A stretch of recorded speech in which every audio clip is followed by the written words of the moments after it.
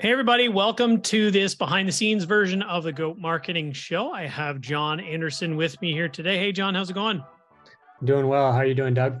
Awesome. So we had a colleague send us a request to help produce an article for an agriculture magazine. And one of the big questions we constantly get is, what are efficient ways to create content? So I had messaged John on my way home from a lunch meeting, and I said, why don't we use today and actually show a behind the scenes of, number one, how do we shoot an episode of the G.O.A.T Marketing Show, which we're doing now? And number two, how can we create video content and then use AI to then strip that content down to create the article that the publication needed? So John, we're just going to do this more rapid style Q&A. And I know you and I had talked about an idea, but let's just walk through the process. If you can, maybe just give the audience an example of what the exact ask was from our colleague, Rhett. Yeah, of course. So the ask that we got today was to write a 400-word article for a magazine. Are we allowed to say that Yeah, go ahead. So it's for the Agri Marketing magazine. And yeah, so the main topic that we've been asked to write about is how to measure the effectiveness of an ad campaign, talking about the challenges of coming up with ideas and how companies should really measure the results in those campaigns using leading and lagging indicators. So that's kind of our jumping off point into the content that we're going to be producing here. And to help give the audience some context, one of the things that's been an ongoing theme for this season of the G.O.A.T Marketing Show was, how do we use AI more effectively? And one of the things we're working with clients on is, how do we help create greater efficiencies so they can produce really valuable content for the audience, not just a mass of content? And one of the frameworks we use is something called COPE, which is create once, publish everywhere. And so today, one of the things you're going to see the background of, and we'll post the output in the show notes, I'm actually going to answer the question in a video recording. John's then going to be able to take the video recording, and we'll actually use AI to, one, produce a transcript, and two, help summarize the key points which we can use for an article. And one of the challenges we've seen a lot of people push back with AI is it's often sourcing other people's resources, and we don't necessarily know the source. And this is one of the ways we found a really efficient way to make sure that your voice, the stats, and the context of the conversation is authentic, is by using your own recordings or your own content to help synthesize the main points. So that way it's not referencing a third party that you don't know what it is. It's referencing your core thoughts and ideas. It's just helping process it down into the ask, which in this case is a less than 400-word article. So we're going to go ahead. We're going to answer that question of, how do you measure the effectiveness of a campaign? And then we'll do a second follow-up and we'll just show you, hey, here's the outputs. Just watch the comments for that. So Doug, how do we measure the effectiveness of an ad campaign?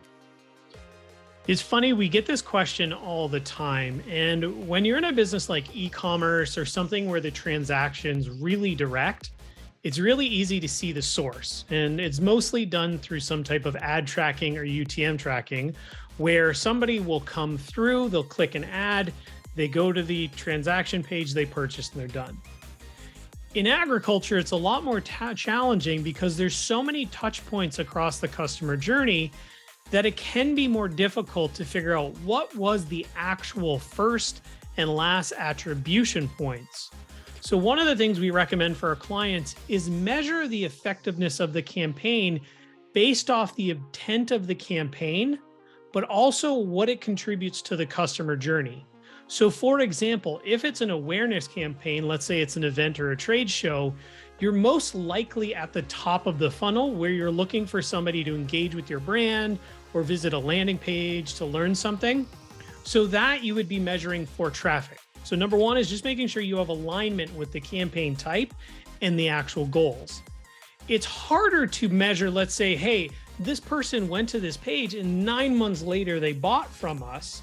So you want to figure out, how can I convert them from just an awareness campaign into a consideration campaign where they've collected email? So I'm moving them down so they make some type of micro conversion. I can start to see the progression through the journey. And then the last piece in most cases is some type of interaction with the salesperson where they're now in that decision phase. And that's where a CRM comes in. So the more simple way is try to understand, how do they move through the journey?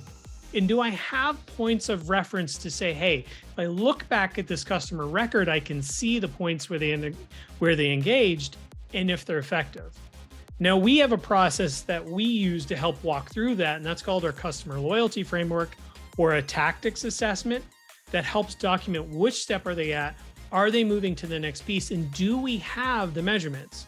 Now, as it comes to leading and lagging indicators and why these steps are so important, in the early stages of a funnel, we want to know what marketing activities, not campaigns, but activities, drive the results that we're looking at. So lagging indicators would be something like our cost per lead, our lifetime value, or first order value.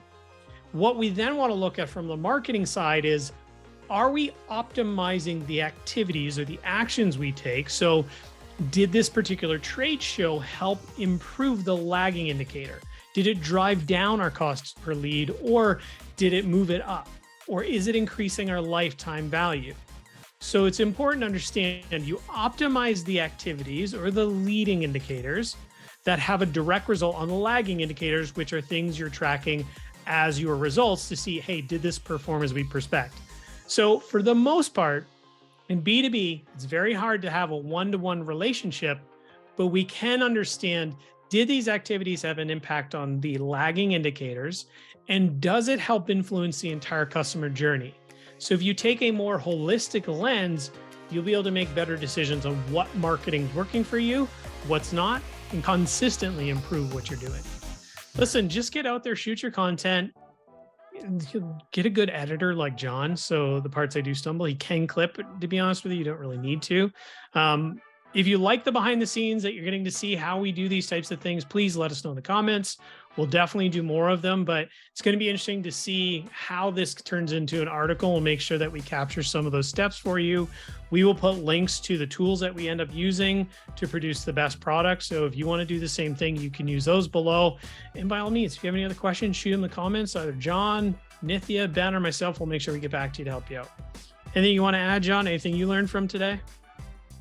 No, I think it's really cool. I love that we get to use these AI tools and figure out how we can find new ways to be faster and better and create more interesting content. I mean, the one thing that I wanted to kind of add that you talked about earlier in the tools and the steps that we're taking to make this article and these videos is you can, once we do have that transcript that we will pull from this, not only can we turn that into written content and copy, but we can also then turn that into other creative videos, because not always do people just want to stare at Doug's face, as beautiful as it is, but sometimes you want to produce content that has some moving images and other videos and other graphics. So we can turn that into a plethora of other visual content as well from just that transcript. So there's a lot of cool things that we're figuring out and learning and discovering. So it's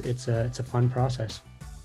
Awesome. Well, thanks so much for joining me today, John. There are so many more of these coming. I'm so glad John is on our team, and yet another guest host that we're going to have on here regularly. Everybody, we will see you in the next episode. Thank you so much.